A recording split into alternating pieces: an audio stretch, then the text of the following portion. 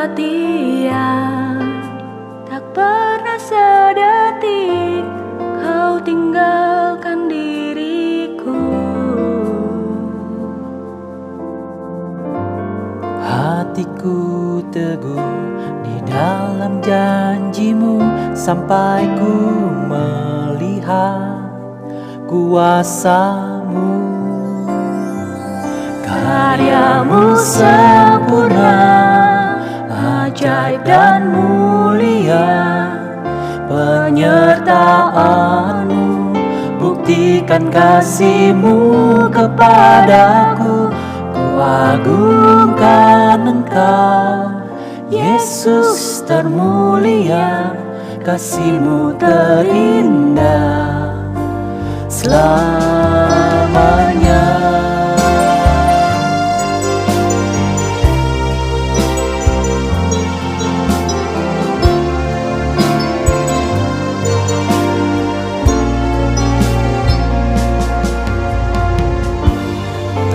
Bapa yang setia, tak pernah sedetik kau tinggalkan diriku. Hatiku teguh di dalam janji-Mu sampai ku melihat kuasa-Mu. Karya-Mu sempurna, ajaib dan mulia, penyertaan-Mu buktikan kasih-Mu kepadaku. Ku agungkan Engkau, Yesus termulia, kasih-Mu terindah selamanya. Tetap berharap di dalam kesesakan, ku tetap percaya walau tak melihat.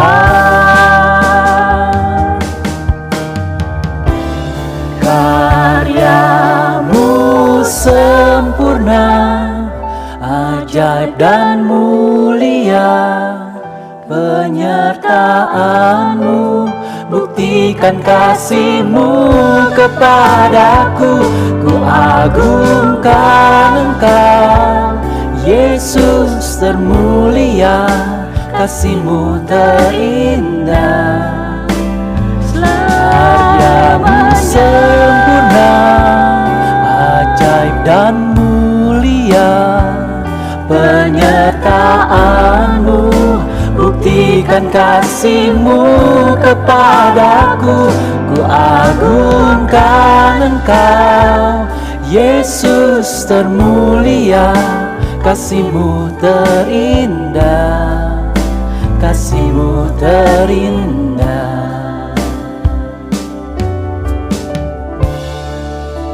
selamanya.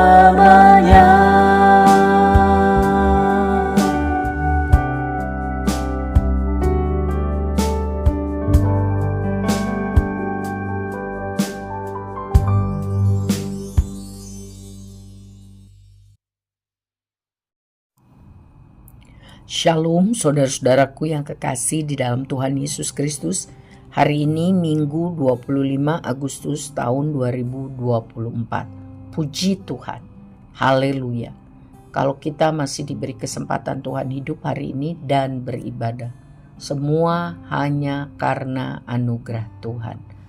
Selamat ulang tahun untuk saudara-saudariku yang ditambahkan usianya 1 tahun lagi oleh Tuhan yang Maha Kasih, Penyayang, Baik, Sabar, dan Setia. Tuhan Yesus Kristus luar biasa.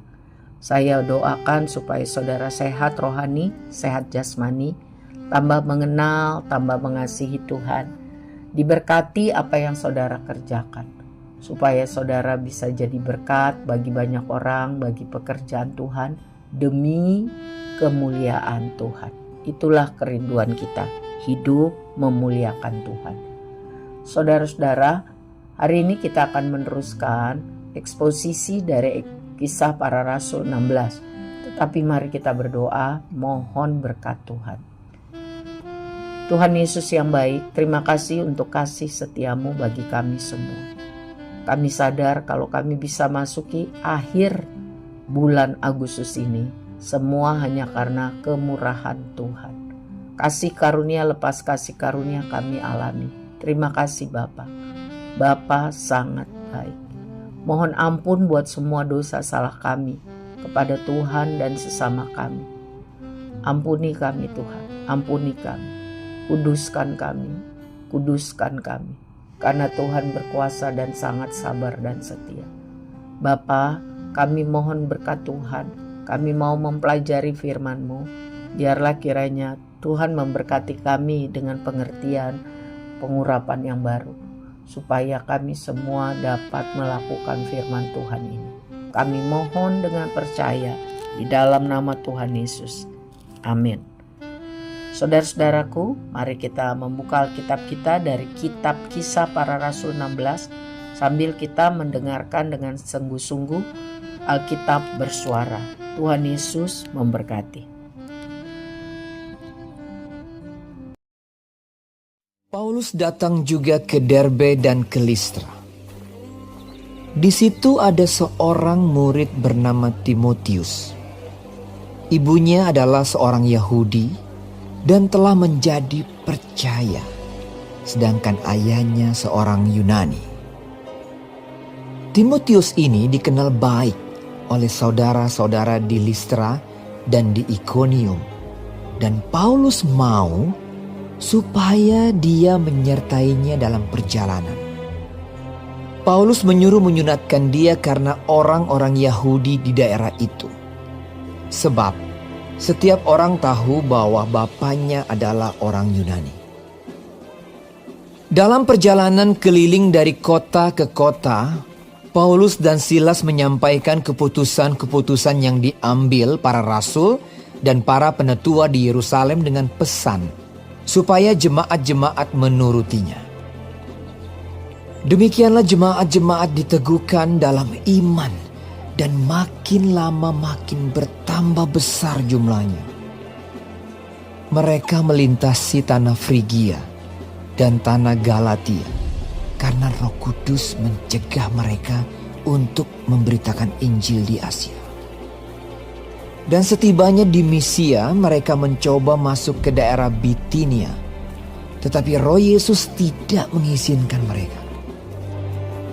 Setelah melintasi Misia, mereka sampai di Troas. Pada malam harinya tampaklah oleh Paulus suatu penglihatan. Ada seorang Makedonia berdiri di situ dan berseru kepadanya, katanya, Menyeberanglah kemari dan tolonglah kami.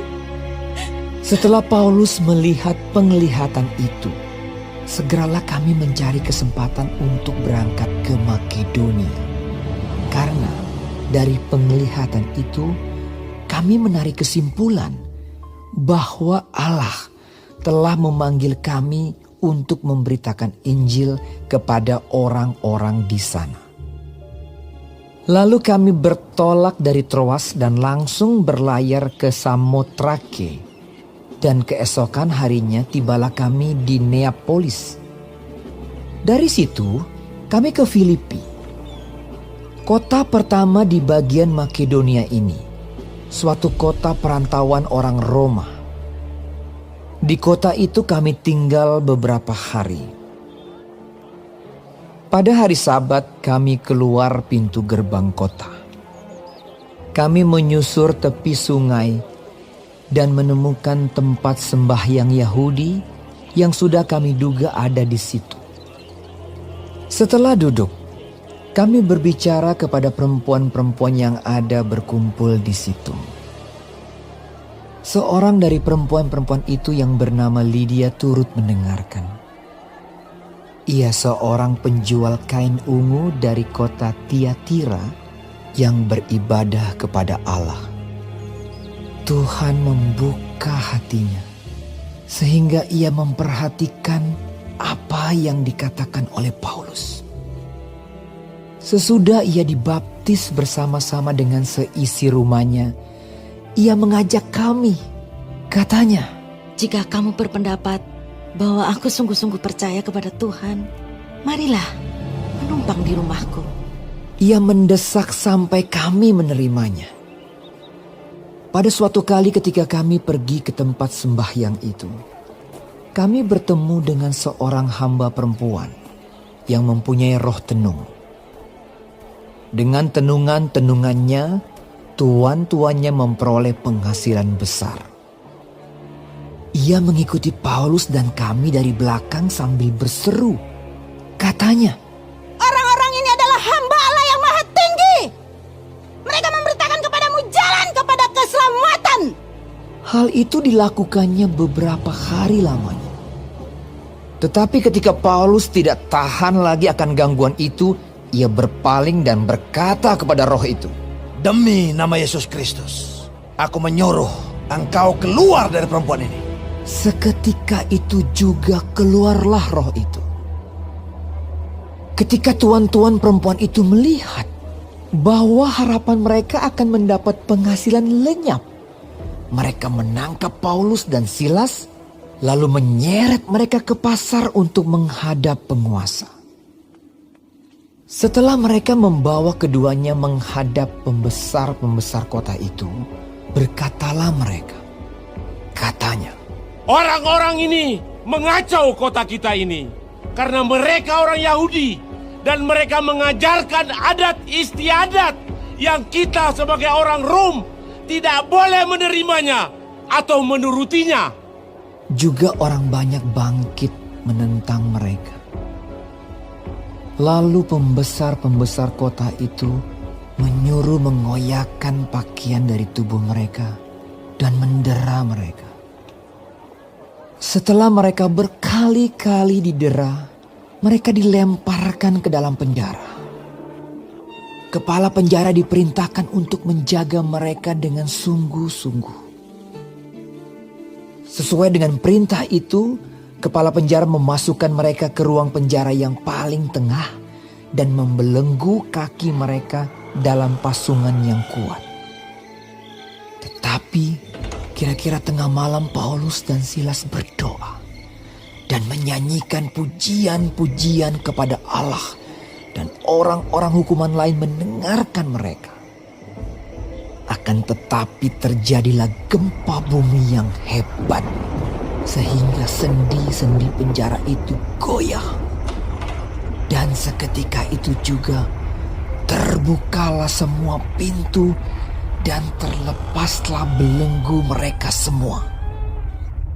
Ketika kepala penjara itu terjaga dari tidurnya dan melihat pintu-pintu penjara terbuka, ia menghunus pedangnya hendak membunuh diri karena ia menyangka bahwa orang-orang hukuman itu telah melarikan diri. Tetapi Paulus berseru dengan suara nyaring. Katanya, Jangan celakakan dirimu, sebab kami semuanya masih ada di sini. kepala penjara itu menyuruh membawa sulung, lalu berlari masuk dan dengan gemetar tersungkurlah ia di depan Paulus dan Silas. Ia mengantar mereka keluar sambil berkata, Tuan-tuan, apakah yang harus aku perbuat supaya aku selamat? Jawab mereka, Percayalah kepada Tuhan Yesus Kristus dan engkau akan selamat, engkau dan seisi rumahmu. Lalu mereka memberitakan firman Tuhan kepadanya dan kepada semua orang yang ada di rumahnya. Pada jam itu juga, kepala penjara itu membawa mereka dan membasuh bilur-bilur mereka. Seketika itu juga, ia dan keluarganya memberi diri dibaptis. Lalu ia membawa mereka ke rumahnya dan menghidangkan makanan kepada mereka. Dan ia sangat bergembira bahwa ia dan seisi rumahnya telah menjadi percaya kepada Allah.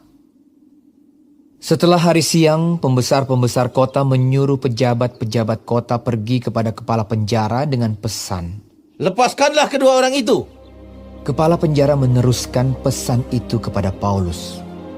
Katanya, Pembesar-pembesar kota telah menyuruh melepaskan kamu. Jadi keluarlah kamu sekarang dan pergilah dengan selamat. tetapi Paulus berkata kepada orang-orang itu, Tanpa diadili, mereka telah mendera kami, warga negara Roma, di muka umum, lalu melemparkan kami ke dalam penjara. Sekarang mereka mau mengeluarkan kami dengan diam-diam. Tidak mungkin demikian. Biarlah mereka datang sendiri dan membawa kami keluar. Pejabat-pejabat itu menyampaikan perkataan itu kepada pembesar-pembesar kota. Ketika mereka mendengar bahwa Paulus dan Silas adalah orang Rom, maka takutlah mereka. Mereka datang minta maaf, lalu membawa kedua rasul itu keluar dan memohon supaya mereka meninggalkan kota itu.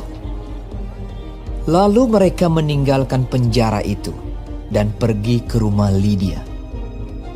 Dan setelah bertemu dengan saudara-saudara di situ dan menghiburkan mereka, berangkatlah kedua rasul itu.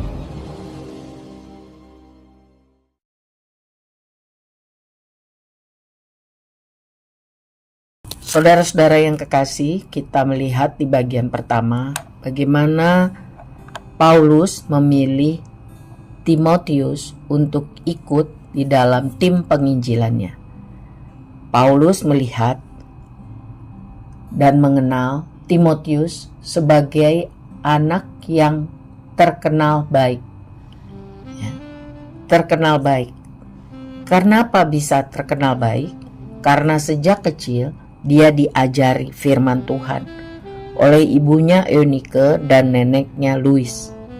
Dan anak ini setiap hari melakukan firman Tuhan itu, sehingga menjadi kebiasaan, membentuk sifat atau karakter yang baik. Ya, karakter yang baik itu taat, jujur, rajin, disiplin. Kalau itu dilakukan tiap hari, maka itu menjadi kebiasaan. Sama seperti kita orang Indonesia, kebiasaan kita makan nasi karena dibiasakan dari kecil. Walaupun kita udah makan kue, makan roti, ya, kalau belum makan nasi, sebagian orang tidak merasa sudah makan. Udah makan belum? Belum makan nasi, dari tadi baru makan roti. Wah, itu karena apa? Terbiasa. Baiklah, kita terbiasa untuk melakukan yang baik, sehingga itu menjadi karakter. Ya. Anak-anak kita harus diajari firman Tuhan. Ya. Efesus 6 ayat 4 katakan, dan kamu bapak-bapak, janganlah bangkitkan amarah di dalam hati anak-anakmu, tetapi didiklah mereka di dalam ajaran dan nasihat Tuhan. Ya. Di dalam bahasa Indonesia masa kini, Efesus 6 ayat 4 dikatakan, besarkanlah mereka dengan tata tertib dan pengajaran Tuhan.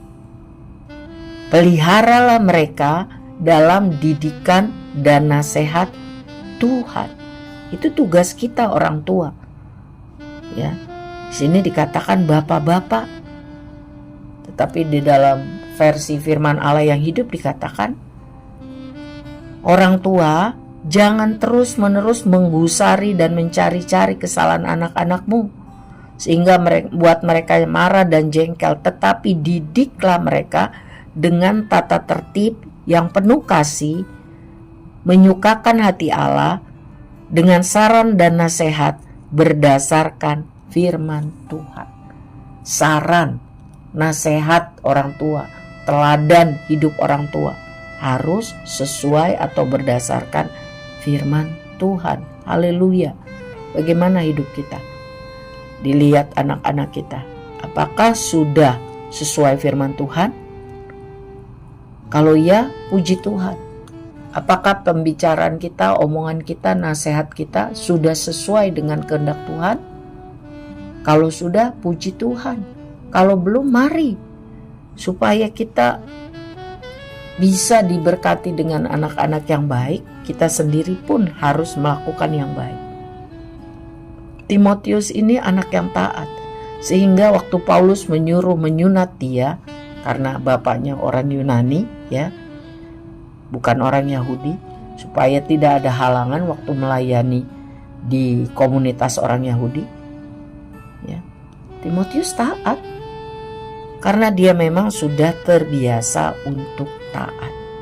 Kebiasaan yang baik itu melahirkan karakter yang baik. Tugas kita sebagai orang tua adalah mengajarkan, ya, menasehati, menjadi contoh yang baik.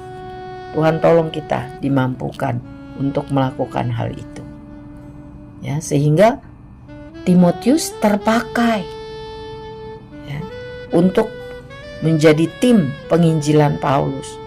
Sampai dia besar, sampai dia dewasa, sampai dia tua, dia dipakai Tuhan luar biasa untuk memberitakan Injil, ya, hidupnya berguna bagi banyak orang demi kemuliaan Tuhan. Bukankah kita rindu anak-anak kita juga mengalami itu? Hidupnya berguna bagi banyak orang, hidupnya memuliakan Tuhan. Sebagai orang tua, kita harus menjadi teladan seperti ibunya Timotius, Eunike, dan neneknya Louis, mengajarkan, menasehati, menjadi contoh. Tuhan tolong kita semua, saudara-saudara, Bapak Ibu. Nah, sesudah itu dicatat mengenai Paulus menyeberang ke Makedonia, ya. Dia memberitakan Injil bersama Silas. Jemaat Tuhan diteguhkan dalam iman. Dan haleluya, jumlah mereka karena anugerah Tuhan makin bertambah. Ya, waktu mereka mau melintasi tanah Frigia, tanah Galatia, mau pergi ke Asia, menginjil, Roh Kudus mencegahnya untuk tidak melakukan hal itu. Ya, Roh Tuhan tidak mengizinkan. Kenapa? Karena ada maksud lain. Malam hari Paulus mendapat penglihatan dari Tuhan bahwa ada orang di daerah Makedonia, ya, di daerah Makedonia seperti berseru-seru meminta supaya ayo datang ke Makedonia, tolong kami. Ya, dia dapat penglihatan dari Tuhan. Makedonia itu sekarang ada di Yunani, Eropa, ya, pusat kebudayaan. Jadi Tuhan menyuruh Paulus secara tepat sesuai maksud Tuhan.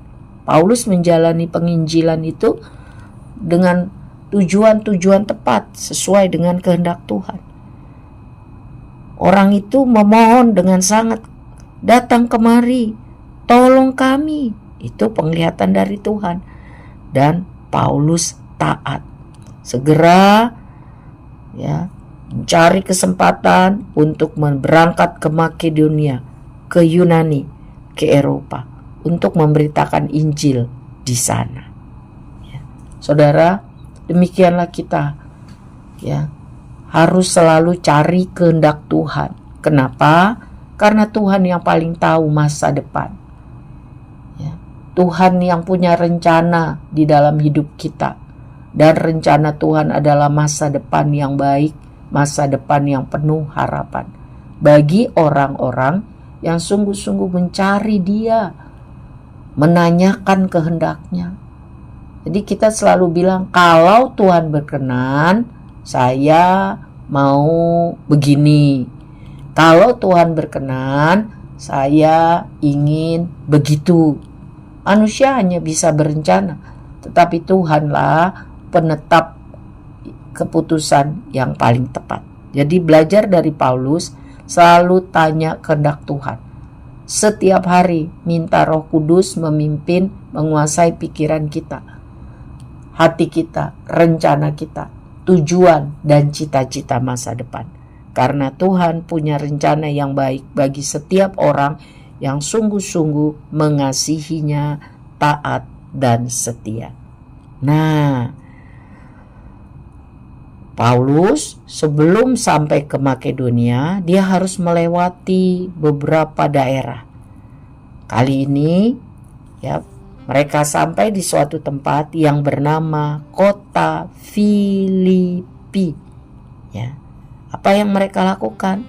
Mereka pergi di sana ya pada hari Sabat untuk beribadah.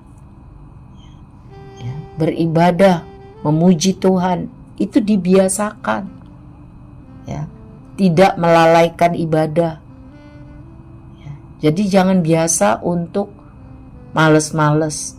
Kemana saja kita berada, di mana saja kita pergi, jangan lupa setia beribadah. Ya, mereka pergi beribadah di tepi sungai, tidak jauh dari batas kota. Ya, ada beberapa orang mengadakan pertemuan doa. Paulus dan Silas datang di sana dan mengajarkan firman Tuhan kepada beberapa wanita yang datang ke situ. Dan ada seorang perempuan yang bernama Lydia, ada juga hadir berdoa beribadah di situ. Dia seorang penjual kain ungu, pedagang kain ungu dari kota Tiatira. Ya. Kain ungu itu mahal. Jadi dia pengusaha yang besar, seorang yang hatinya suka beribadah ya kepada Tuhan. Sementara ia mendengarkan firman Tuhan yang disampaikan Paulus, Tuhan membuka hatinya. Dia tidak keras hati, sehingga dengan singkat dia percaya kepada Tuhan Yesus dan dibaptis. Dan dia mengajak juga seisi rumahnya untuk dibaptis percaya kepada Tuhan Yesus. Dan dia mengundang Paulus, Silas dan rombongannya untuk menumpang di rumahnya. Ya, dia diberkati Tuhan dengan kekayaan, dan dia tidak pakai hanya untuk dirinya dan keluarganya, tetapi memberkati juga orang-orang yang melayani Tuhan dengan sungguh-sungguh, dengan taat, dengan setia. Ya, saudara, kita diberkati untuk menjadi berkat bagi kemuliaan nama Tuhan. Seperti Lydia. Ya. Lalu dikatakan pada suatu kali ketika Paulus, Silas dan rombongannya, Timotius juga pergi ke tempat untuk berdoa, ke tempat ibadah.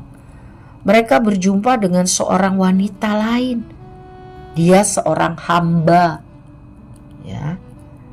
Tetapi dia dikuasai oleh roh jahat, sehingga dia dapat meramalkan kejadian-kejadian yang akan datang.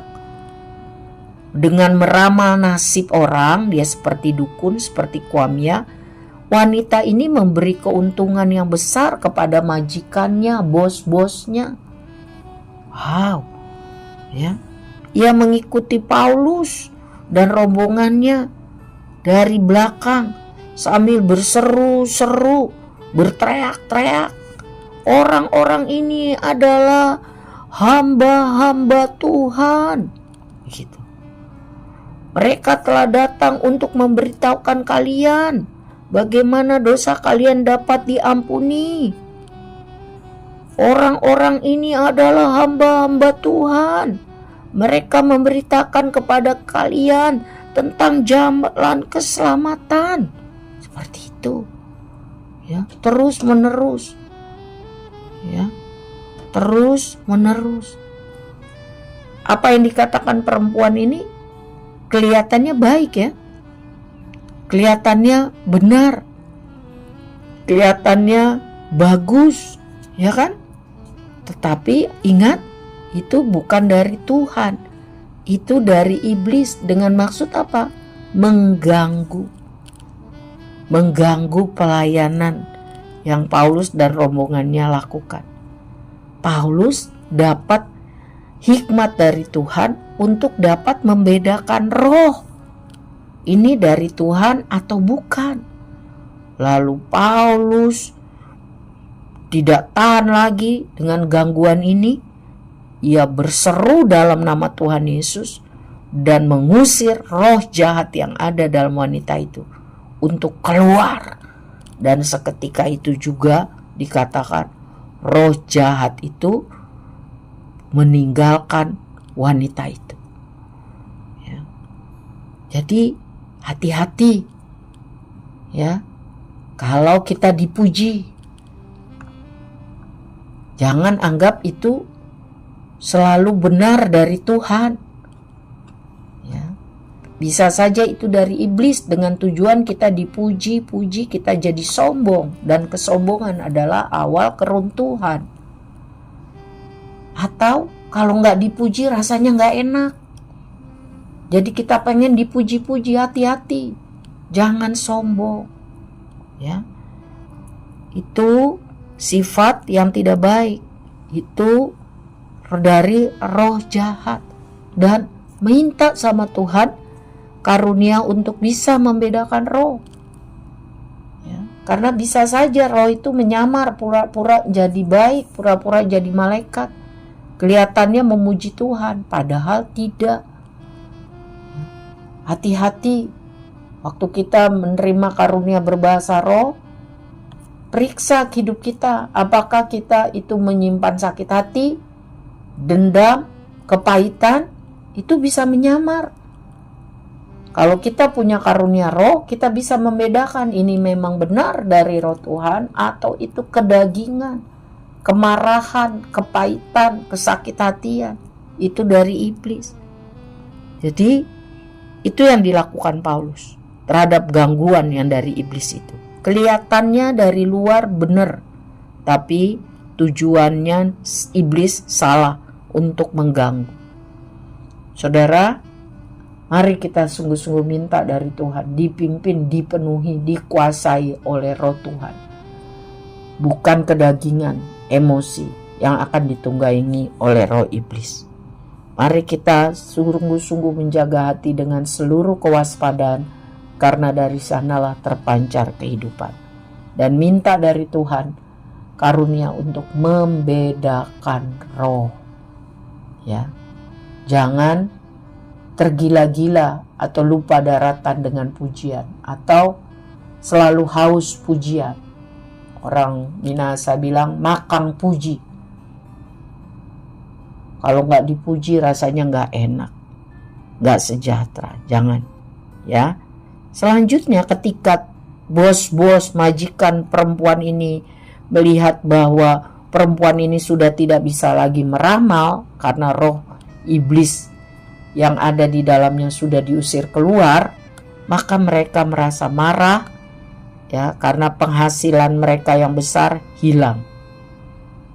Lalu mereka buat huru-hara, dan akhirnya Paulus dan Silas difitnah, ditangkap, ya, dibawa kepada pemimpin-pemimpin kota, dibilang bahwa Paulus Silas mengacau, ya, mengajarkan hal-hal yang salah, yang sesat, ya, yang tidak dibolehkan oleh orang-orang Romawi.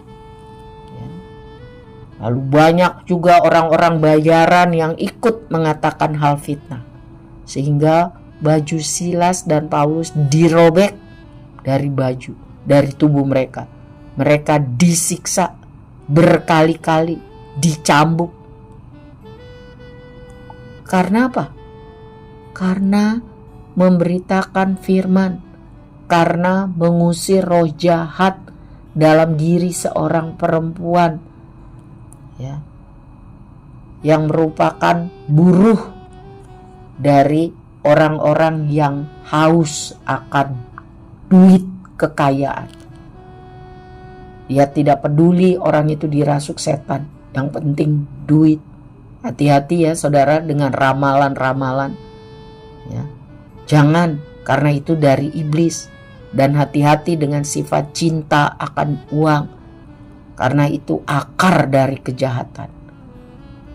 Karena cinta akan uang, mereka rela perempuan ini kerasukan setan. Mereka tidak peduli. Ya. Bahkan mereka memfitnah orang benar, Paulus dan Silas. Dan akhirnya Paulus dan Silas dimasukkan ke dalam penjara. Kepala penjara diperintahkan untuk menjaga Paulus dan Silas ini sungguh-sungguh.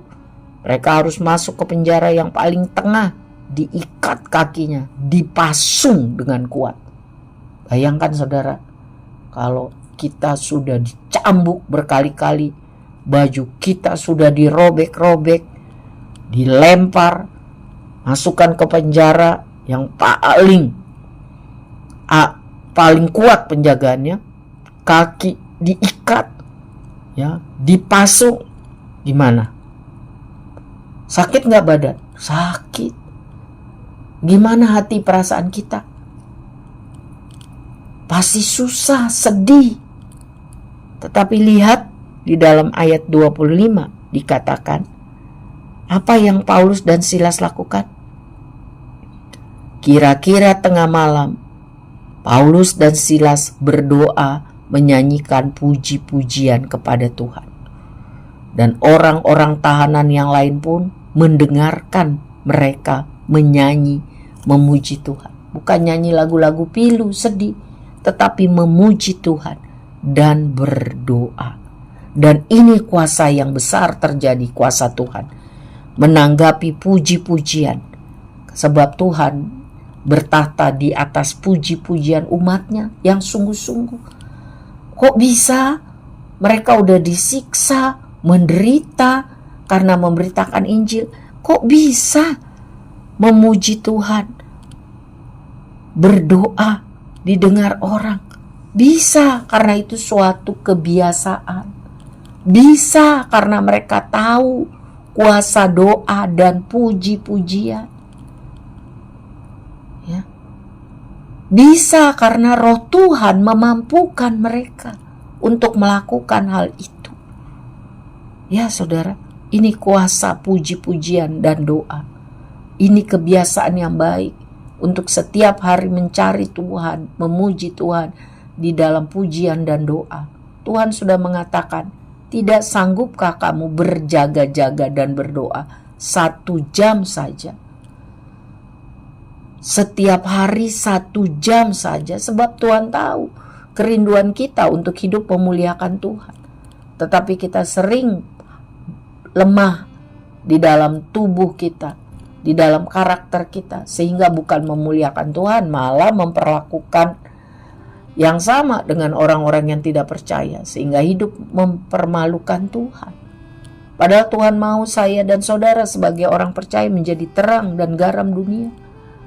Tuhan mau kita menjadi imamat yang rajani, orang-orang yang hidup kudus, sehingga hidup kita diberi keberanian, kesempatan memberitakan Injil.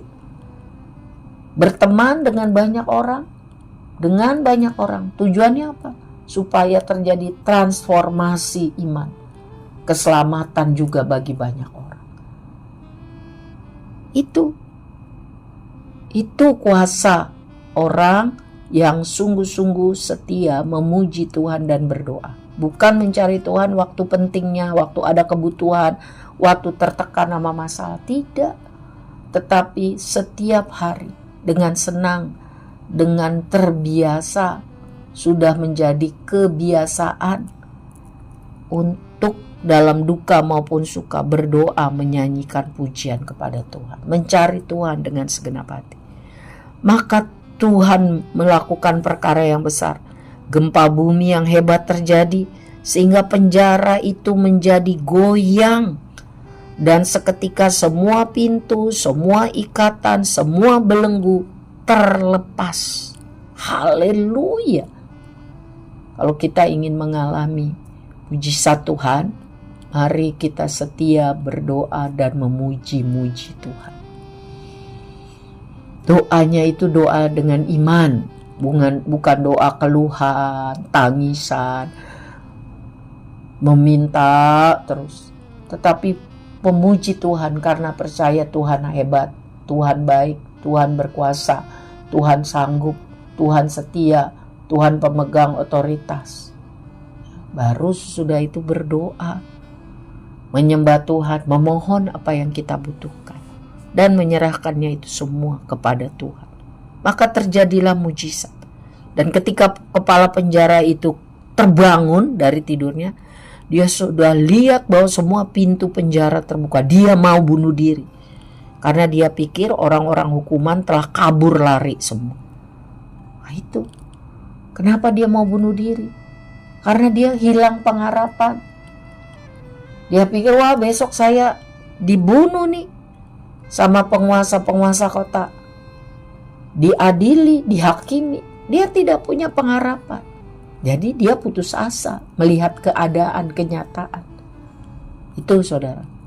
Jadi mari kita hidup sungguh-sungguh mengandalkan Tuhan, sehingga kita dapat kekuatan baru. Walaupun masalah kelihatannya sangat besar, tetapi kalau orang yang beriman, dia tidak akan bunuh diri. Karena Tuhan memberi dia kesanggupan untuk menanggung segalanya. Bersama Tuhan bisa. Lalu Paulus berseru dengan suara keras, jangan bunuh diri, kami semua ada di sini. Wow, mereka gak kabur. Di penjara tapi gak kabur. Padahal ada kesempatan. Karena apa? Karena Tuhan yang memampukan mereka melakukan itu. Hormat kemuliaan bagi Tuhan. Lalu kepala penjara membawa obor masuk ke ruangan Paulus dan Silas. Gemeter dia. Lalu dia jongkok tersungkur di depan kedua rasul Tuhan itu. Langsung dia mengerti, ini bukan orang salah, ini bukan orang biasa. Memang dia tahu kedua rasul itu dipenjara karena melakukan yang benar, memberitakan tentang bagaimana supaya diselamatkan. Dia tanya, gimana caranya? Apa yang harus saya buat supaya saya selamat? Lalu dalam kesempatan itu juga berkatalah mereka, kedua rasul itu, percayalah kepada Tuhan Yesus Kristus, maka engkau akan selamat, engkau dan seisi rumahmu. Percayalah kepada Tuhan Yesus. Lalu mereka memberitakan firman Tuhan. Kenapa harus percaya kepada Yesus? Kepada kepala penjara itu dan semua orang yang ada di rumahnya. Ya. Tengah malam itu juga mereka percaya. Ya. Tengah malam itu juga mereka mengerti kenapa harus percaya. Ya. Mereka melayani kedua rasul itu ya karena penuh dengan luka-luka. Ya. Dan mereka memberi diri untuk dibaptis. Baptisan adalah bukti otentik bahwa seorang sungguh percaya dan menerima Yesus. Mau komitmen hidup baru, hidup yang sesuai dengan kehendak Tuhan Yesus karena percaya kepada Tuhan Yesus, satu-satunya Tuhan dan Juru Selamat. Tengah malam itu juga mereka kasih makan kepada Paulus dan Silas. Mereka percaya kepada Tuhan, mereka sangat gembira. Hati mereka diubahkan, tidak takut lagi. Waduh, bagaimana besok? Tidak, karena mereka tahu ada Tuhan yang memegang hari esok. Pagi-pagi, pembesar kota menyuruh pejabat-pejabat untuk masuk ke penjara dengan pesan, lepaskan Paulus dan Silas.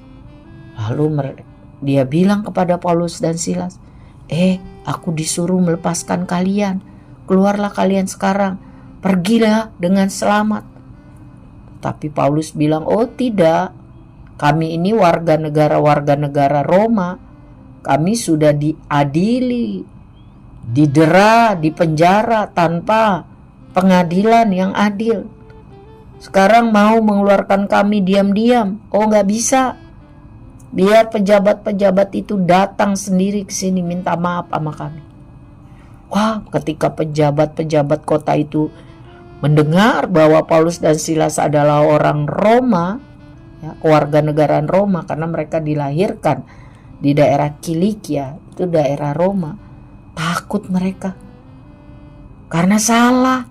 Seharusnya orang tidak di penjara sebelum diadili dengan benar, bukan main gebuk hajar penjara baru dicek apa kesalahannya. Tidak, mereka datang minta maaf kepada kedua rasul itu dan memohon supaya keluar meninggalkan kota.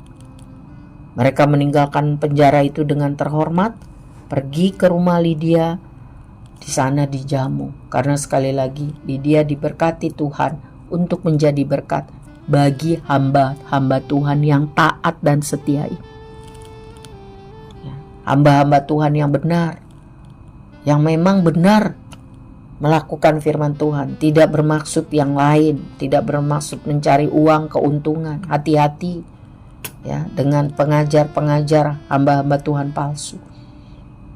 Ya, Alkitab sudah mengajarkan bahwa pada akhir zaman banyak pengajar-pengajar sesat, hamba-hamba Tuhan palsu. Kiranya Tuhan memberi kita hikmat untuk dapat membedakannya itu. Saudara yang kekasih, pelajaran yang kita dapat dari Kisah Para Rasul 16, yang pertama, mari kita sebagai orang tua, orang dewasa, ya, yang dipercayakan Tuhan anak, keturunan, menjadi orang-orang yang mengajarkan anak-anak kita, keturunan kita, menjadi teladan kepada mereka tentang pelaku-pelaku firman.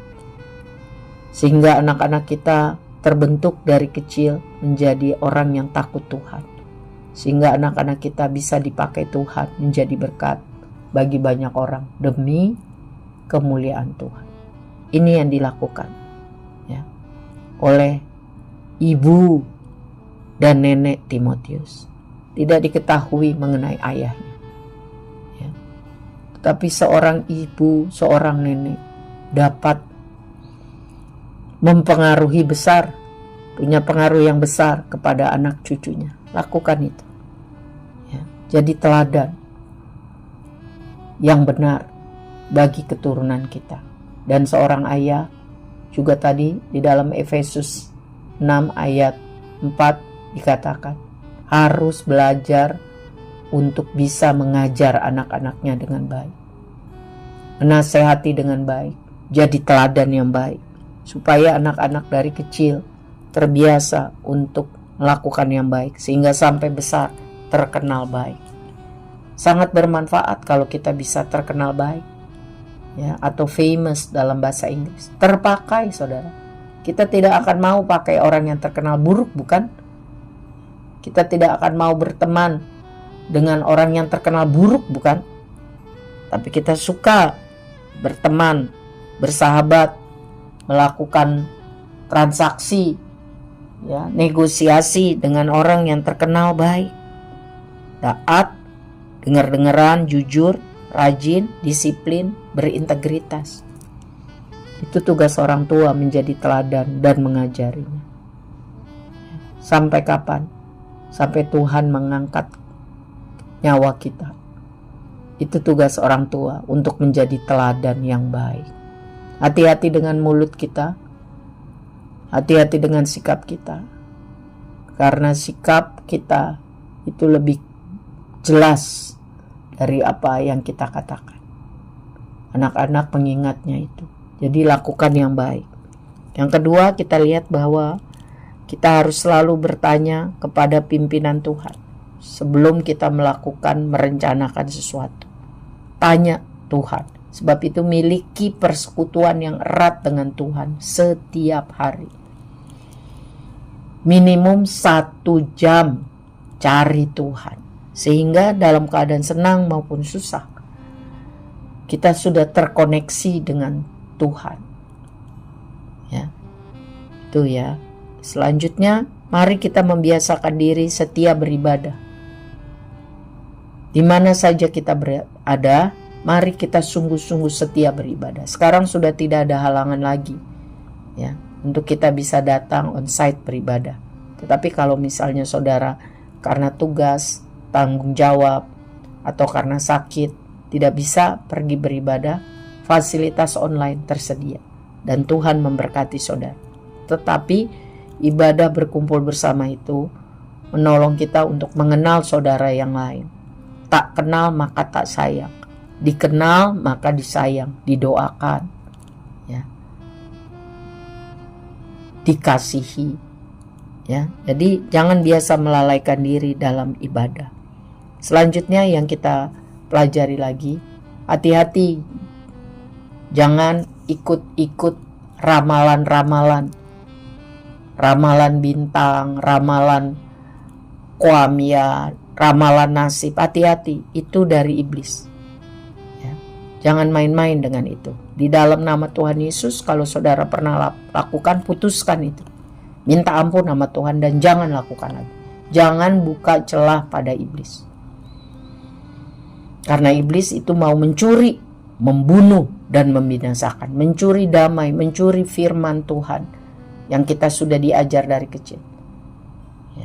Ya mau kita mati, binasa, hilang pengharapan, bunuh diri, supaya mati masuk neraka. Tetapi Tuhan mau supaya kita mengalami hidup bersama Tuhan, hidup yang mengalami damai sejahtera. Masalah boleh ada, tetapi damai sejahtera Tuhan menolong kita, memampukan kita menapaki, melewati hari demi hari bersama Yesus Kristus, Tuhan Juru Selamat kita. Oke, jadi jangan main-main dengan kuasa kegelapan, ya. Jangan pergi ke dukun, ya. Sungguh-sungguh sama Tuhan, sungguh-sungguh sama Tuhan, ya. Sungguh-sungguh, ini sudah hari-hari terakhir sebelum kedatangan Tuhan. Harus tambah sungguh-sungguh berjaga-jaga dengan Tuhan. Selanjutnya, jangan cinta akan uang, seperti para bos-bos perempuan itu, hamba itu, sehingga mereka mau perempuan itu kerasukan setan tiap hari supaya mereka dapat duit dari ramalannya.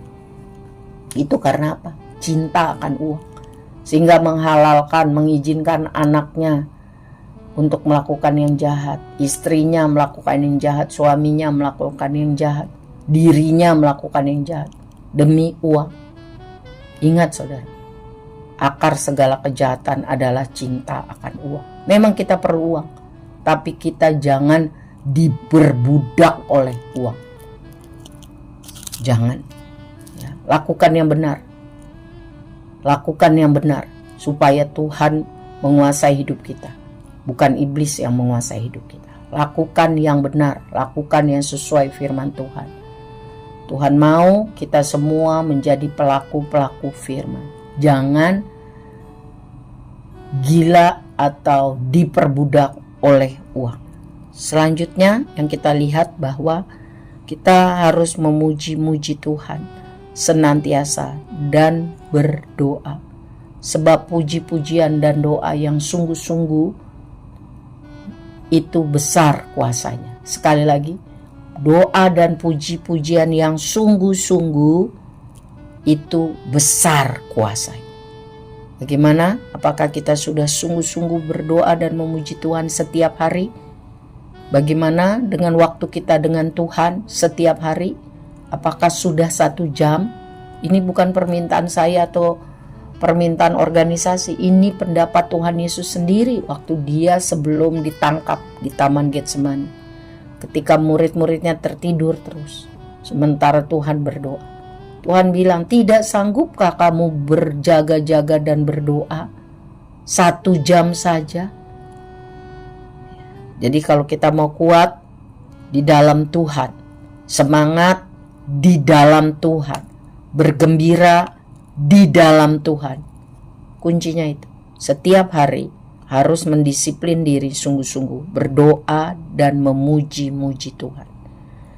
Sehingga kekuatan semangat itu ada. Kita bisa hidup karena percaya. Karena kekuatan ada dalam hidup kita yang diberikan oleh Tuhan. Selanjutnya, mari gunakan setiap kesempatan untuk bersaksi tentang Tuhan Yesus. Saudara, banyak orang belum pernah dengar tentang Tuhan Yesus. Belum pernah tahu bahwa jalan keselamatan itu hanya satu, melalui Tuhan Yesus. Enggak, belum pernah dengar. Kewajiban saya dan saudara adalah menceritakan. Minta sama Tuhan setiap hari keberanian dan kesempatan untuk menceritakan tentang Tuhan Yesus yang mau datang kembali. Dia sudah lahir, dia sudah meninggal, dia sudah bangkit, dia sudah naik ke sorga. Tinggal satu yang belum. Dia datang kembali sebagai Raja dan Hakim untuk menjemput orang-orang yang percaya, taat, dan setia, dan menghakimi orang-orang yang tidak percaya, yang tidak taat, dan tidak setia. Kewajiban kita apa? Menjadi saksi Kristus dengan perkataan dan perbuatan. Itu saudara. Tuhan tolong kita. Ya, yang terakhir, kita harus siap menderita bagi Kristus. Ya, jadi jangan cari Tuhan hanya karena untuk diberkati, tetapi cari Tuhan karena kita cinta Tuhan. Senang ataupun susah, yang Tuhan izinkan, kita tetap mau taat dan setia. Karena kita tahu Tuhan baik. Allah turut bekerja melalui segala sesuatu untuk mendatangkan kebaikan. Tidak buat semua orang, hanya orang-orang yang mengasihi Tuhan dan yang mau hidup sesuai rencana Tuhan. Yang terakhir, kalau kita diberkati, mari kita jadi berkat bagi banyak orang demi kemuliaan Tuhan. Berkati pekerjaan Tuhan, berkati hamba-hamba Tuhan yang benar. Hati-hati dengan pengajar-pengajar hamba-hamba Tuhan yang palsu. Ya, kita lihat dari apanya? Dari buah kehidupannya. Tuhan tolong kita semua untuk menjadi pelaku firman, maju di dalam Tuhan, setia berdoa, dan memuji-muji Tuhan setiap hari. Bersama Tuhan, saya dan saudara akan mampu menjadi saksi Tuhan yang efektif. Kemana saja kita pergi, di mana saja kita berada, nama Tuhan dimuliakan, banyak orang percaya kepada Tuhan. Saudara, gunakan kesempatan yang masih Tuhan berikan. Karena janji penyertaan Tuhan senantiasa sampai akhir zaman, hanya bagi orang yang setia memberitakan Injil. Kita bisa memberitakan Injil melalui perkataan, perbuatan kita secara langsung. Tetapi sekarang juga kita bisa menggunakan media internet. Jadi lakukan itu supaya kita alami selalu Tuhan beserta kita, Tuhan Immanuel. Mari kita berdoa. Bapa yang baik, terima kasih buat kesempatan mempelajari firman Tuhan dari Kisah Para Rasul 16. Roh Kudus, tolong ingatkan kami dan mampukan kami melakukannya. Hal-hal mana yang kami belum lakukan, kami mau bertobat dan kami bilang, Tuhan tolong kami. Tolong kami mau jadi pelaku firman. Kami mau tambah hari menyenangkan hati Tuhan. Kami mau hidup sesuai kehendak Tuhan. Kami mau jadi orang benar. Tuhan tolong kami. Bapa, kami menyerahkan hidup kami pada minggu yang akan datang dalam kasih setiamu. Kami percaya Tuhan Yesus baik dan berkuasa. Kami menyerahkan anak-anak sekolah minggu dalam pemeliharaan kasih-Mu. Kami mohon berkat Tuhan untuk para remaja dan pemuda. Kami minta Tuhan tolong para wanita dan pria sampai yang paling senior. Supaya kalau kami hidup, kami bisa menjadi teladan hidup yang benar. Dan nama Tuhan dimuliakan. Masalah-masalah kami, kerinduan, kebutuhan kami Tuhan tahu. Dan tambahkan iman percaya kami supaya mujizat Tuhan dinyatakan. Terima kasih Bapa, kepada kasih kuasa-Mu, kepada firman-Mu kami percaya. Angkatlah tangan saudara, terimalah berkat Tuhan. Kasih Allah Bapa yang sempurna dan kekal menguasai roh, jiwa, dan tubuh kita. Kita masuki minggu yang baru bersama Tuhan. Damai sejahtera Tuhan, hikmat, kesempatan-kesempatan baik, mujizat Tuhan dinyatakan. Nama Tuhan dipermuliakan. Di dalam nama Bapa, Anak, dan Roh Kudus. Mari kita katakan, amin. Terima kasih saudara, Tuhan memberkati, bergembira karena Tuhan. Amin.